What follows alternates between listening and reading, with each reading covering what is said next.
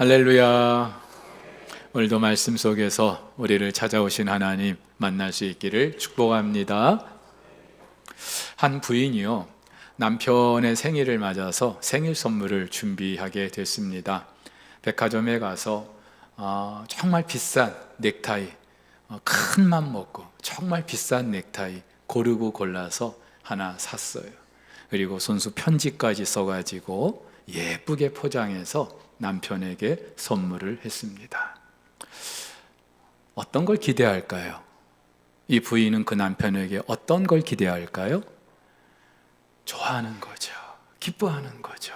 고마워 여보 하면서 당장 뜯어서 그리고 다음 날부터 그 넥타이를 메고 다니는 거예요. 근데요, 이 남편 선물을 줬는데 본체만체합니다. 시큰둥합니다. 뜯어보지도 않고 한쪽 구석에 처박아 놉니다. 요즘에도 이런 강 큰 남편이 있나 봐요. 여러분, 그 부인의 마음이 어떨까요? 선물해 본 적이 없어요? 어떨까요? 속상하겠죠. 화도 나겠죠. 다시는 내가 선물 하나 봐라. 예? 여러분, 우리의 구원이 그렇습니다. 지난주 설교 제목 기억나십니까? 지난주 설교 제목 아실 리가 결국 눈이 열려야 합니다. 무슨 눈이 열려야 된다고요? 하나님께서 우리를 위해서 예비하신 구원, 이것이 도대체 어떠한 것인지 이것을 아는 그런 눈, 바울이 말했던 하늘에 속한 모든 신령한 복, 이것을 아는 눈. 근데 안타깝게도 이게 뭔지 모르는 분들이 너무나 많아요. 여러분, 이거는요, 백화점 명품 넥타이에 비할 바 안 돼요. 하나님께서 당신의 아들을 십자가에 내주시고 저와 여러분에게 허락하신 복된, 너무나 복된 그런 선물인 줄 믿습니다.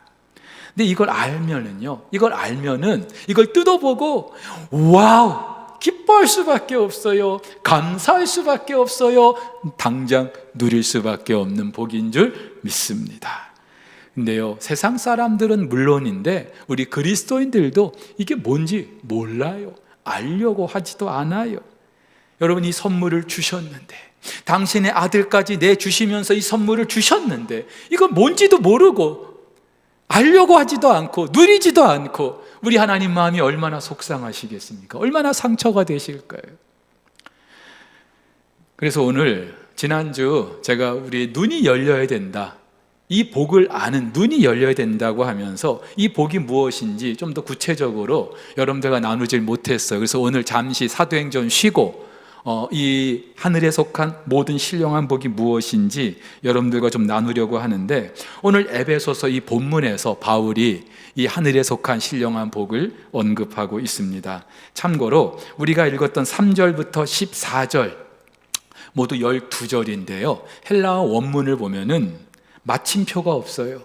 전체가 한 문장입니다. 헬라어 202개의 단어가 사용되고 있는데 처음부터 끝까지 쉬지 않고 마침표도 없이 계속 단어가 나열되는 거예요. 사실 의사 전달 측면에서 볼 때 굉장히 좀 불합리하죠. 그리고 효율적이지 않습니다. 맺고 끊고 그래야 본인이 전하고자 하는 메시지가 확실하게 전달될 거예요. 근데 바울은 3절부터 14절까지 한달음에 그냥 쉬지도 않고 막 이야기를 하는 거예요. 왜 그럴까요? 너무나 기쁘기 때문에, 너무나 감격스럽기 때문에. 이거를 이 에베소 교회 성도들도 빨리 좀 알았으면 싶어서, 그래서 하나님을 향하여 찬송하리로다 시작하는 거예요. 여러분, 지금 바울은 에베소 로마의 감옥에 있어요. 감옥에 있는 사람이 뭐가 기쁠까요? 누가 면회라도 왔답니까? 아니면 8.15 특별 사면이라도 해준답니까? 아니에요. 그런 거 절대 아니에요. 그런데 바울이 이렇게 찬송하고 기뻐할 수 있었던 것, 하나님께서 허락하신 이 하늘에 속한 신령한 복이 무엇인지 알았기 때문이죠. 사실 성경 전체에 핵심 메시지이기도 합니다. 창조주 하나님께서 창세전에 저와 여러분을 위해서 계획하신 일이고, 그 아들 예수님께서 때가 되어서 십자가에서 죽으심으로 이 복을 이루셨어요. 그리고 장차 예수님의 재림으로 이것이 완성되는 줄 믿습니다. 그래서 오늘 바울은요, 그리스도 안에서 이 에베소서 전체 34번이나 반복되고 있어요. 다시 말해서 이 복이 그리스도 안에서 우리에게 주어진 것이다 라고 말하고 있는 거예요. 자, 그렇다면 이 복이 뭘까요? 하늘에 속했다고 합니다. 우리는 하늘에 속했다라고 하니까 별로 관심이 없어요. 그저 땅의 것이 좋아요. 근데 이 하늘이라는 것은 하나님 나라를 일컫는 말이에요.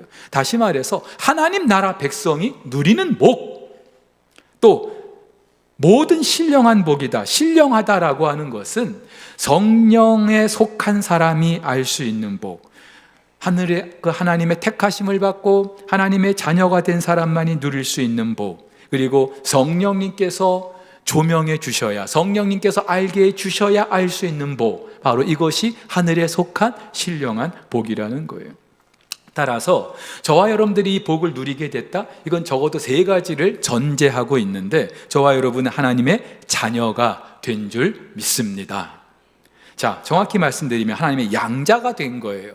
로마 법에 따르면 누구의 양자가 되면은요, 그 아들로서의 모든 법적인 신분과 지위가 보장됩니다. 아버지의 그 유산을 물려받을 수 있는 거예요. 여러분, 이걸 잘 보여주는 것이 영화 배너 아닙니까? 죄인이에요, 노예예요. 그래서 로마의 그 전투선 그 배 밑창에서 그 노를 젓던 이 배너가 그 집정관 아리우스를 살려주게 되죠. 배가 파손될 때 그 집정관 아리우스를 살려줍니다. 생명의 은인 아닙니까? 그러자 이 사람은 이 배너를 자기의 양아들로 삼아요. 그러면서 자기의 모든 그 아들로서의 권위를 반지를 끼워주면서 너는 이제부터 내 아들이야 하면서 그 법적인 신분과 지위, 그리고 자기의 유산까지 상속해 주게 되는 거예요. 사랑하는 우리 성도 여러분, 저와 여러분에게 육신의 아버지가 계시지 않아도, 그 아버지가 내게 어떤 물려줄 유산이 없다 할지라도 저와 여러분은 하나님의 아들인 줄 믿으시기를 바랍니다. 또 하나, 무엇을 전제로 합니까? 우리 안에 하나님의 영이 거하십니다. 여러분, 원래 죄인인 우리는 하나님과 함께 할 수 없는 그런 존재였어요. 근데 하나님께서 당신의 아들을 십자가에 내주시고 우리의 모든 죄를 사해 주셔서 비로소 우리와 함께 해 주신 줄 믿습니다. 어떻게 해요? 하나님의 영이 우리 안에 함께 계시는 거예요. 그러면서 우리가 하나님의 자녀인 것을 증언해 주셔요. 그래서 갈라디아서에서 이렇게 말합니다. 너희가 아들이므로 하나님이 그 아들의 영을 우리 마음 가운데 보내사 아빠, 아버지라 부르게 하셨느니라. 할렐루야. 그냥 아버지도 아니고 아빠. 자녀가 그 아버지를 향하여 부를 수 있는 가장 친근한 그 말로 우리 아버지 하나님을 부를 수 있게 해주신 줄. 누가요? 내 안에 계신 성령께서. 자, 또 하나 전제로 하는 것이 있어요. 우리는 하나님의 후사, 상속자가 됩니다. 로마서 8장에 성령이 친히 우리의 영과 더불어 우리가 하나님의 자녀인 것을 증언하시나니, 자녀이면 또한 상속자, 곧 하나님의 상속자라고요. 여러분, 모든 아들은 아버지의 유산을 물려받을 권리가 있어요. 그렇죠? 자, 여러분은 도대체 얼마나 유산을 물려받으셨습니까? 또 얼마나 물려줄 유산이 있으십니까? 저는 아무것도 없어요. 물려줄 것도 없어요. 하지만 괜찮아요. 부자예요. 저와 여러분들은 하나님의 아들이기 때문인 줄 믿습니다. 자, 따라서 저와 여러분들이 하늘에 속한 신령한 복을 누리게 됐다? 이것은요, 우리의 정체와 신분이 한마디로 세상 사람과 다르다는 걸 말해주는 거예요. 우리의 모든 죄 사함 받고 의롭게 됐기 때문에, 하나님의 자녀가 됐기 때문에, 구원을 받았기 때문에. 그렇다면 도대체 우리가 언제 어떻게 구원을 받았습니까? 자, 이걸 지금 오늘 바울이 오늘 본문에서 말하고 있는 거예요. 우리의 구원이 어떻게, 언제? 첫 번째, 창세전에 하나님이 우리를 선택하셨다고 합니다. 여러분, 우리의 구원은 절대로 즉흥적이지도 않고 우발적이지도 않아요. 영원하신 하나님, 완전하신 하나님, 실수가 없으신 그 하나님이 이미 창세전에 계획하셨어요. 저와 여러분을 선택하셨어요. 어떤 기준으로? 없어요. 우리는 몰라요. 하나님이 그냥 그렇게 하고 싶으신 거예요. 이걸 잘 말해주는 것이 언제요? 창세전에, 우리가 있기도 전에. 우리는요, 그 사람이 어떤 조건을 보고 선택합니다. 얼굴이 예뻐서, 또 몸이 건강해서, 돈이 많아서, 공부를 많이 해서, 회사에서 직원을 채용하려고 할 때도 이것저것 다 따지지 않습니까? 그런데 우리는 그렇게 따질 만한 게 아무것도 없었어요. 창세전에. 근데 하나님 우리를 선택하고 어떻게 하셨어요? 기뻐하셨어요. 사람은요, 아무리 좋다 선택을 해도 시간이 지나면 후회할 수 있어요. 이 사람이면 나를 정말 행복하게 해줄 것 같았는데, 결혼했는데 한 달도 안 지나서 내가 왜 그랬을까 후회할 수 있는 거예요. 근데 하나님은요, 우리를 그렇게 선택하고 우리를 자녀 삼아 주셨는데 후회가 없으신, 오히려 기뻐하시는 분. 사랑하는 우리 성도 여러분, 따라서 저와 여러분이 창세전에 하나님의 선택을 받았다는 것에 대해서 우리가 그 누구도 왈가왈부할 수가 없어요. 우리의 그 어떤 행위, 공로가 들어설 여지가 없는 그 창세전에 우리를 사랑하셔서 선택하셨어요. 이게 은혜 아닙니까? 이것만 우리가 알아도 정말 감사할 거예요. 근데 그 하나님께서 이렇게 택한 자들을 위해서 시간의 영역 속에서 하신 일이 있는데, 아들 예수 그리스도의 속량이라는 겁니다. 구속, 대속이라는 말로도 쓰이는데, 한마디로 노예를 위해서 치르는 몸값을 말하는 거예요.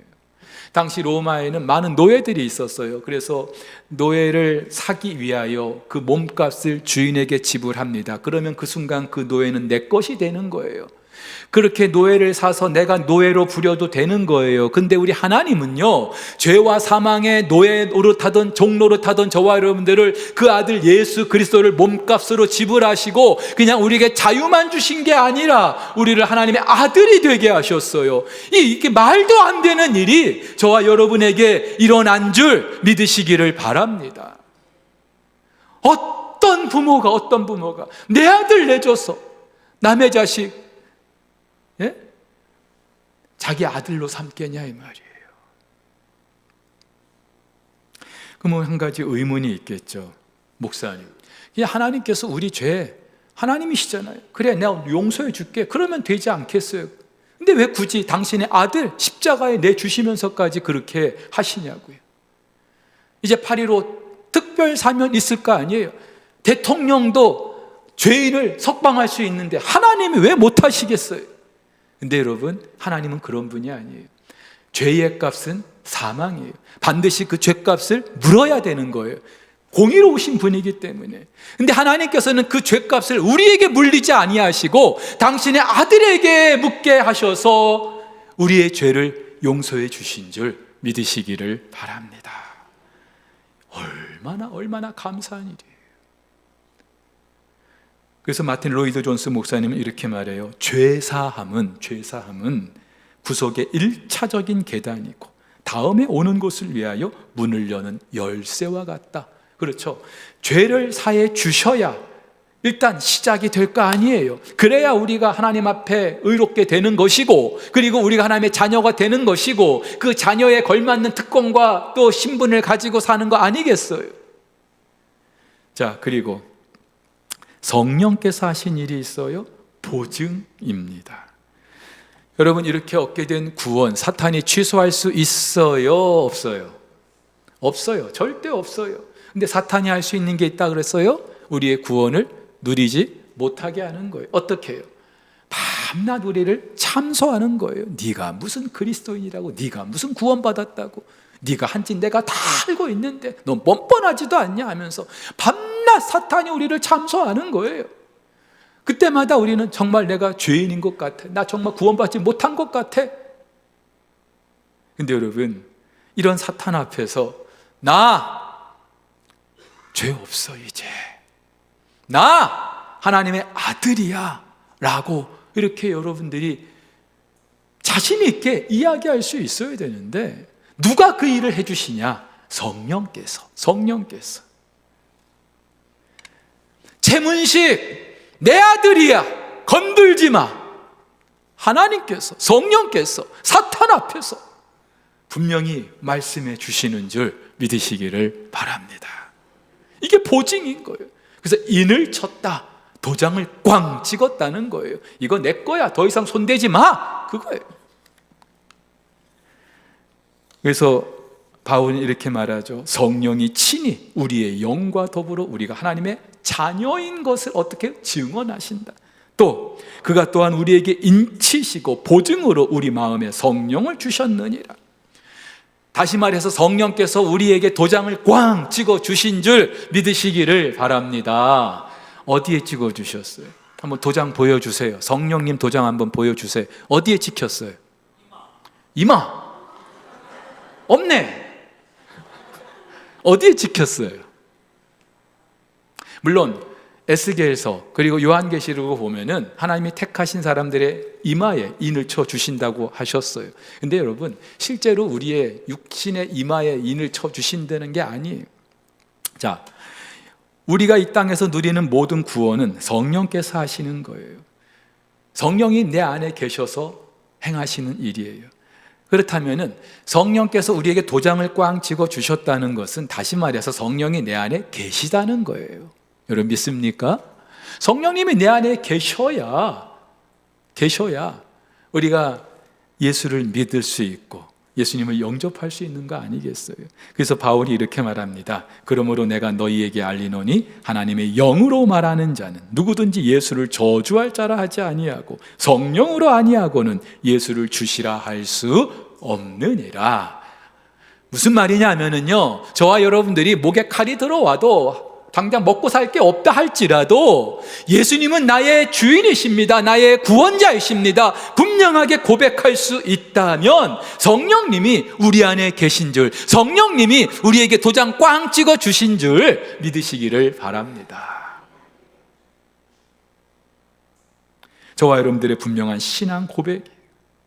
근데 성령께서 이 도장을 꽝 찍어 주셨다는 건 또 다른 의미가 있어요. 오늘 1장 14절에 이는 우리 기업의 보증이 되신다. 무엇의 보증이 돼요? 기업의 보증이 되신다. 이 보증이라는 말은요, 상업 용어예요. 물건값을 다 치르기 전에 내가 이 물건값을 반드시 치르겠어 하고 계약금식으로 미리 주는 그 돈, 이게 보증인 거예요. 5억짜리 아파트를 계약했어요. 계약금 5천만 원을 딱 걸었어요. 이 말은 나 이 아파트 살 거요, 그 말이거든요. 근데 여러분, 이 세상에서는 계약금 걸었어도 위약금을 물망정 계약을 못하는 경우도 생겨요. 그런데 우리에게 기업의 보증으로 주신 성령님은 절대로 우리를 실망하게 하시는 분이 아니에요. 이 계약을 무르시는 분이 아니에요. 저와 여러분은 하나님께서 우리에게 허락하신 그 기업 반드시 누리게 될 줄로 믿습니다. 그런데요, 이게 이제 하늘에 속한 신령한 복이에요. 하나님께서 우리에게 허락하신 이 기업, 당신의 아들로 삼으시고 우리가 누리게 하시는 이 구원, 이것을 바울은 오늘 하늘에 속한 모든 신령한 복이라고 하는데, 우리는 자꾸 먼 훗날 천국에서 누리는 것으로만 생각할 수 있어요. 하지만 지금 여기서도 우리는 얼마든지 누릴 수 있습니다. 근데 조건이 있어요. 우리 눈이 열려야 돼요. 알아야 뭐 누릴 거 아닙니까? 눈이 열려야 우리가 그것을 누리지 않겠습니까? 그래서 바울은 에베소 교회 성도들을 위하여 기도하면서 하나님, 제발 이들의 눈을 좀 열어주세요. 눈을 좀 열어주세요. 이 하늘에 속한 신령한 복이 무엇인지 좀 알게 해주세요. 그렇게 기도하고 있는 거예요. 자, 그 하늘에 속한 신령한 복, 눈을 열어달라고 하면서 알기를 원한다고 했던 세 가지, 오늘 잠시 여러분과 나누려고 하는데, 첫 번째는 부르심의 소망이에요. 이 부르심이라고 하는 것은 하나님이 우리를 선택하시고 불러주셔서 당신의 자녀 삼아 주신 모든 것, 다시 말해서 구원, 그 구원의 소망을 좀 알게 해달라. 그것이 우리에게 어떠한 정말로 간절함이 있고 사모함이 있고 기대감이 있는지 그걸 좀 알게 해 주십시오. 바울이 지금 이 기도를 하고 있는 거예요.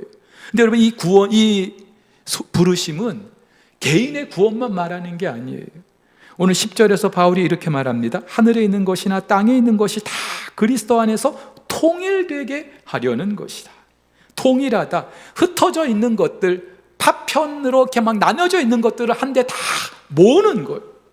근데 단지 모으는 행위만 말하는 것이 아니라 통치한다는 그런 의미도 있어요. 따라서 하늘에 있는 것과 땅에 있는 모든 것을 그리스도 안에서 통일하게 하신다. 이 말은 죄로 말미암아 파괴된, 무너진 이 온 우주 만물을 하나님께서 다시 원래의 상태로 회복하시는 것, 타락 이전의 그 상태로 회복하시는 것.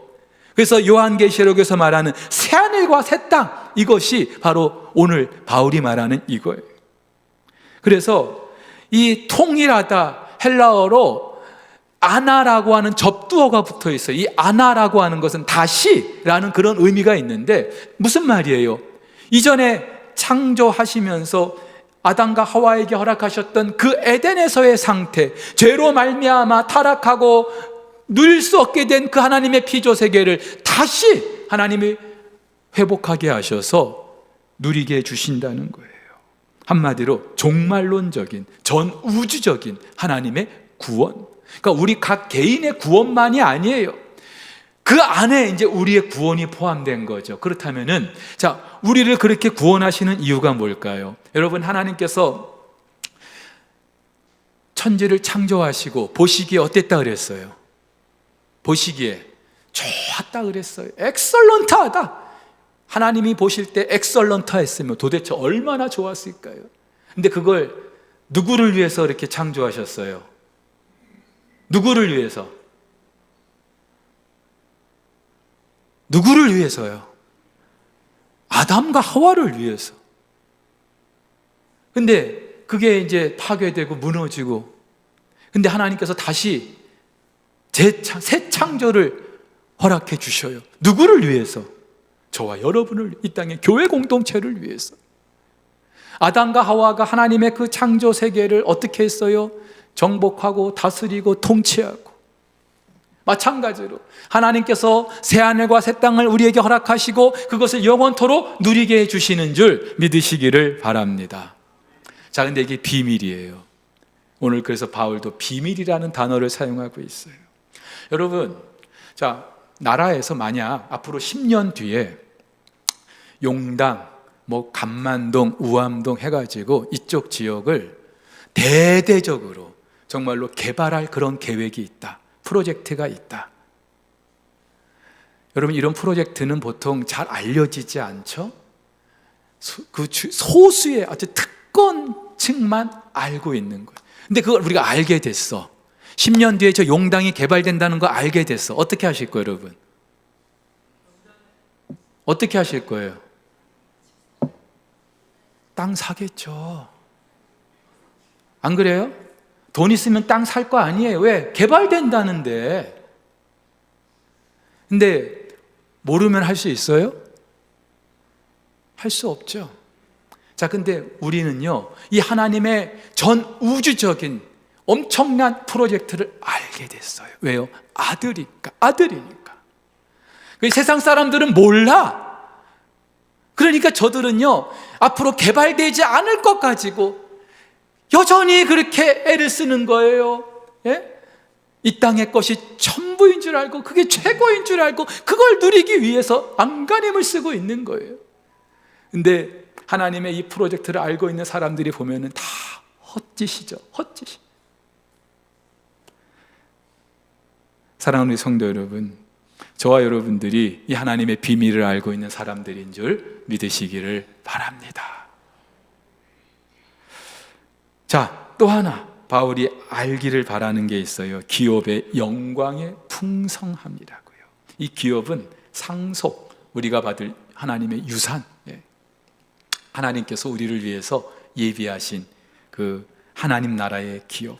모든 아버지는 그 아들에게 물려줄 기업이 있는 것처럼 하늘 아버지도 우리에게 이 기업을 주시는 거예요. 근데 이게 뭔지 몰라요, 우리는 잘. 그렇지 않아요? 막연히 그 하늘의 기업, 그게 도대체 뭘까? 뭐 천국 가가지고 황금 집에 거하는 걸까? 실제로 요한계시록에 보면은 그 천국을 비유해서 보석, 온갖 가지 보석으로 꾸며놓은 그 성을 말하기도 하는데, 그런 곳에서 내가 영원히 산다는 걸까? 여러분, 요한계시록에서 말하는 그 모든 그 보석으로 만들어진 새 예루살렘 성은 이 땅의 교회 공동체를 말하는 거예요. 들어가 살게 될 천국을 말하는 게 아니라 그것처럼 영광스럽고 찬란하게 정말 너무나도 존귀한 것이 이 땅의 교회 공동체라는 것을 우리에게 상징적으로 알게 해주시는 거예요. 그래서 저와 여러분들이 도대체 하나님 나라의 백성으로 누리게 되는 것이 무엇인지 잘 모를 수 있어요. 근데 바울은 셋째 하늘을 다녀왔잖아요. 그런데 바울이요, 저 같으면은 막 있는 말 없는 말 다 지어내가지고 그 하늘에 갔더니, 천국에 갔더니 이렇더라, 하나님 나라가 이런 것이더라, 제가 막 그렇게 떠벌릴 텐데 바울은 그러질 않아. 제가 왜 그럴까 가만히 생각을 해봤는데요, 첫 번째는 그 하늘의 그 영광스러운 것을 표현할 길이 없는 거예요. 주님 영원할 길 아주 없도, 우리 찬양했잖아요. 알 사람이 없도다. 예, 이 땅의 그 언어로는 표현이 안 되는 거예요. 근데요, 오늘 바울이 그 기업이 도대체 어떠한 것인지 두 가지로 우리에게 소개를 하는데, 일단 그 기업의 질이 어떤 거냐, 그 기업의 영광이라는 말로 독사라고 하는 그런 헬라어로 표현하고 있어요. 또 하나, 그 기업의 영광이 어떻다고요? 풍성하다. 그 양이 조금만 있는 게 아니라 풍성하다. 질과 양이 엄청나다는 거예요. 더 이상의 설명을 하지 않고 있어요. 근데요, 여러분, 우리가 잘 몰라도 일단 한 가지 확실한 것은 엄청나구나. 그래서 로이드 존스 목사님은 이렇게 말해요. 그 영광이 너무나 기이하고 너무나 놀랍고 너무나 완전한 나머지 그 영광을 묘사하려는 시도가 결국 그 영광을 깎아내리는 게 될 것이다. 그런 거죠. 바울도 그런 마음이었을까요? 그것을 내가 어떻게 표현할 길이 없는 거예요. 표현하려고 하면은 오히려 그 가치가 뚝뚝 떨어질 것 같은 거예요. 여러분, 이런 바울의 마음을 좀 헤아려 주셔야 돼요. 근데 이걸 누가 누려요? 창세전에 택함을 받은 백성들, 부르심의 소망이 있는 자들, 저와 여러분인 줄 믿으시기를 바랍니다. 근데 먼 훗날이 아니라 여기서도 누릴 수 있어요. 그래서 바울이 마지막으로 알기를 바라는 것, 능력의 지극히 크심이 어떠한지 알기를 원한다. 여기서 말하는 이 능력은 우리의 능력이 아니에요. 하나님의 능력이에요. 여러분, 사탄은요 끊임없이 우리를 참소하는데, 특히 우리의 형편과 처지를 자꾸만 보게 하는 거예요. 내 형편을 보게 하면서 네가 무슨 수로 너 가진 것도 없으면서, 할 수 있는 것도 없으면서 네가 무슨 수로, 자꾸만 이렇게 우리를 참소하는 거예요. 그러면서 내게 주어진 그 엄청난 하늘에 속한 신령한 복을 자꾸 의심하게 하는 거예요. 근데 여러분, 이때 필요한 것이 무엇입니까? 나의 능력으로 이루어지는 게 아니라 하나님의 능력으로 이 모든 일을 이루신다는 사실. 이 땅에서도 저와 여러분들이 가진 걸 가지고 그것 가지고 살아가는 게 아니라 하나님께서 우리에게 주시는 그 능력으로 이 세상에서도 우리가 당당히 살아갈 수 있는 줄 믿으시기를 바랍니다. 그래서 오늘 바울은요, 그 능력을 강조하기 위해서 비슷한 단어 3개를 연달아서 그 힘에, 능력으로, 위력으로, 역사하심을 따라, 힘, 위력, 역사 다 똑같은 말, 능력을 나타내는 말이에요. 한 말로, 한 단어로 표현이 안 돼서. 그리고 그 능력이 어떻다고요? 지극히 크다. 헬라어로는 다 최상급이에요. 그냥 이 능력이 크다 한마디만 하면 되는데 그것으로도 표현이 안 되는 거예요. 이걸 저와 여러분이 누리게 됐다는 거예요. 근데 이것이 지난 역사 속에서 어떻게 이루어졌는지 바울이 한 가지 예를 들고 있는데, 바로 20절 이하에서 예수 그리스도, 하나님께서 그 예수 그리스도를 죽은 자 가운데서 다시 살리셨어요. 살리셨어요. 있을 수 없는 일이에요. 그리고 그 아들 예수를 하나님 보좌 우편에 앉게 하셨어요. 그리고 그 예수 그리스도가 온 우주 만물의 머리가 되게 하셨어요. 통치하게 하셨어요. 자, 이것을 지난 역사 속에서 하나님이 우리에게 보여주셨어요. 누구를 위해서? 저와 여러분을 위해서. 그렇다면은 이걸 이제 우리가 좀 알아야 되겠죠. 물론 정말 죄송한 말씀인데 목사지만 저와 여러분들에게 설교를 하면서도 저도요, 아직 이게 무엇인지 100% 저도 잘 모르겠어요. 그래서 때로는 막 뜬구름 잡는 얘기하는 것 같기도 해요. 그래서 우리가 해야 될 두 가지가 있는데, 첫 번째는요, 우리의 눈이 열리기를 위해서 기도해야 되는 줄 믿습니다. 신령한 복이라고 했어요. 무슨 말이냐면은 성령께서 눈을 열어주셔야 알 수 있는 복이에요. 그렇다면은 하나님, 내 눈을 좀 열어주세요. 기도해야 되겠죠. 또 하나, 공부해야 돼요. 공부해야 돼요. 이 복이 뭔지 알려고 해야 되지 않겠어요? 여러분, 전자제품 하나만 사도 우리가 잘 사용하지 않아본 거는요, 그 제품을 구입하면서 제품 설명서를 꼼꼼히 이렇게 들여다보지 않습니까? 그래야 누릴 수 있기 때문에. 마찬가지로 하나님께서 우리에게 이 하늘에 속한 신령한 복을 예비해 놓으셨는데 이게 뭔지 몰라요. 그러면 알려고 해야 되지 않겠어요? 그냥 저절로 알게 됩니까? 아니죠. 하나님께서는 신구약 66권을 통하여 이 복이 무엇인지, 이 복을 어떻게 사용하는지 우리에게 알려주셨다면 공부해야죠. 공부해야죠. 근데 우리는요, 그리스도인이라고 하면서도 여전히 이 세상에서 어떻게 하면 내가 잘 먹고 잘 살까, 부자 되고 성공하고 출세할까, 이거 배우는 데는 시간이 아깝지 않아요. 돈이 아깝지 않아요. 근데 이 하늘에 속한 신령한 복을 공부하는 일에는 왜 그렇게 인색한지 모르겠어요. 답은 하나죠. 모르니까. 그러니까 좀 알려고 해야죠. 그러니까. 여러분, 우리가 이걸 알아야 되는 몇 가지 진짜 중요한 이유가 있는데, 그래야 우리는 이 세상 속에서 위로를 받을 수 있습니다. 여러분, 우리 그리스도인이 이 세상을 살면서 얼마나 참 무시당할 때가 많습니까? 특히 좀 가진 게 없고 배운 게 없다고 그걸 가지고 판단하는 이 세상 속에서 우리는 얼마나 무시를 당하고 삽니까? 하지만 괜찮은 거예요. 우리에게는 저들이 알 수 없는 이 신령한 복이 있기 때문에 이것을 우리가 알게 되면은요, 위로받을 수 있는 거예요. 스데반이 돌에 맞아 죽어가면서도 그 얼굴이 천사의 얼굴과 같을 수 있었던 이유, 눈이 열렸거든요. 하늘이 열렸거든요. 하나님의 영광을 보았거든요. 우리 주님께서 그 보좌 우편에 서 계신 걸 봤거든요. 눈이 열려야 위로받을 수 있는 줄 믿습니다. 눈이 열려야 또 세상을 우리가 이길 수 있는 거예요. 넉넉히 이길 수 있는 거예요. 여러분, 뭐 가지고 세상 사람들하고 경쟁하실래요? 돈 가지고요? 돈 아무리 벌어도 우리보다 더 많은 사람들 진짜 세고 셌어요.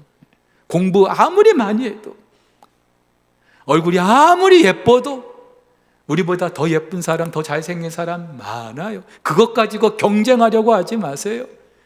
여러분, 세상에서 우리가 저들을 이길 수 있는 단 하나의 방법은 이 하늘에 속한 신령한 복을 우리가 알고 이것을 누리는 거예요. 또 하나, 우리가 이 세상 속에서 죄를 버리고 거룩하게 살 수 있는 거예요. 여러분, 이 세상이 왜 이렇게 더럽습니까? 추합니까? 냄새가 납니까?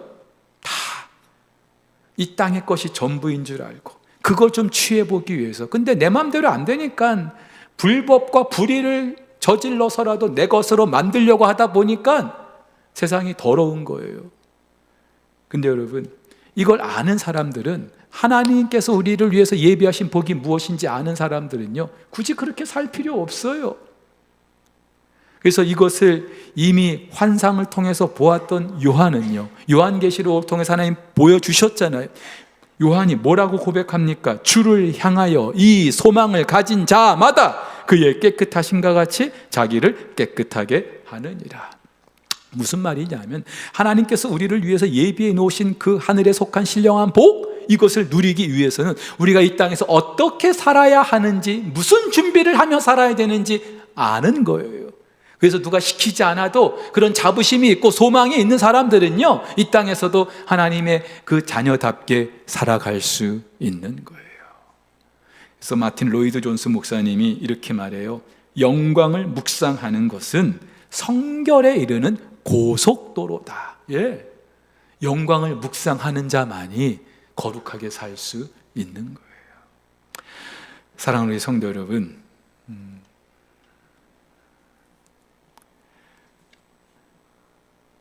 사실 잘 모를 수 있어요. 그렇죠? 솔직히 잘 모를 수 있어요. 그런데 한 가지 확실한 것은 우리가 잘 모른다고 없는 건 아니거든요. 객관적으로 분명히 존재하는 거거든요. 그리고 우리가 알려고만 하면 얼마든지 알 수 있는 거기도 하고요. 그리고 우리 신앙의 성숙은 다른 게 아니라 이 하늘에 속한 신령한 복을 알아가는 그 정도예요. 우리의 눈이 열리는 정도예요. 그래야 다르게 살 수 있기 때문에 저와 여러분들이 우리의 남은 평생 언제 우리 주님 부르실지 알 수 없는데 하나님께서 우리를 위해서 예비해 놓으신 이 복을 우리가 바라며 사모하며 누리며 그렇게 살아갈 수 있게 되기를 예수님의 이름으로 축복합니다. 축복합니다.